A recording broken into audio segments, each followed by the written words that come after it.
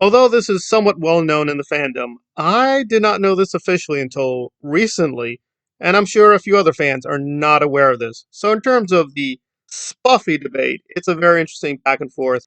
Sarah Michelle Gellar thinks, no, it doesn't make sense. It makes more sense for Buffy to be with Angel. Of course, David Boreanaz is also, yeah, Angel makes more sense. Even James Marsters is like, well, I can see it, but he's doubtful about Spuffy. However, there are some people who land on very, very interesting places on this debate and issue, and we're going to hear from Riley himself. Obviously, Team Spike. That was an easy one, everyone. Thanks so much for joining. That was great.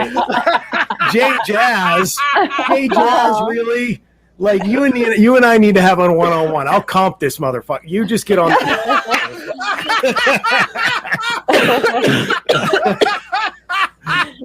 Look, I can.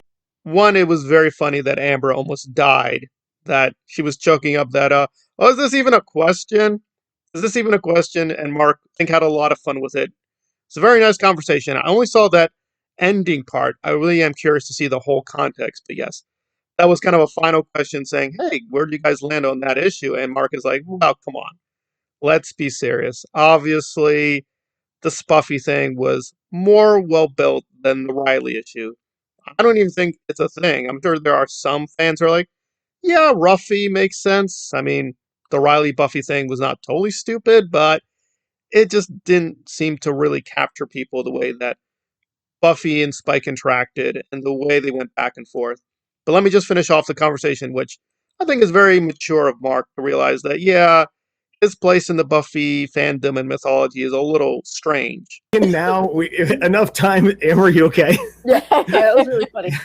Enough time has passed that I can separate myself from the show. That if you're not picking Team Spike because James was so good and the role was so great, like you're an idiot. Like truly. Well, I've been on record. I think Riley was fairly problematic. However, I do think send off was pretty well done.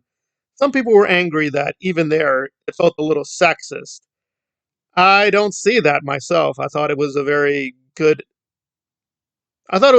exit, and the way he returned. And season 6 was also pretty well done, although I think they went a little overboard, making him into a kind of James Bond figure. But overall, Riley, yeah, was very problematic, but he had his high points. And it's good on Mark to realize that, yeah, it's probably a very faint hope that people will hold out for Riley and Buffy. And Buffy herself kind of just forgot about him. He's just there as a resource. Like, can I call you for help? Yeah, you can call me for help. That is about the limit of their relationship after their attempts in seasons 4 and 5. Give him a lot of points that he's mature enough to say that James kind of blew him away as a performer. I mean, that's not easy to do as an actor to say, yeah, you're kind of in your own master class. But it was an intriguing time to have Mark on the show, if it was not always the most popular time. And for what it's worth, I think that Spike and Riley actually had some fairly intriguing back and forths. But yeah, the central story with Riley was just a little too erratic and a little too weak, at least in my humble opinion. The toilet seat doesn't follow you around after you use it.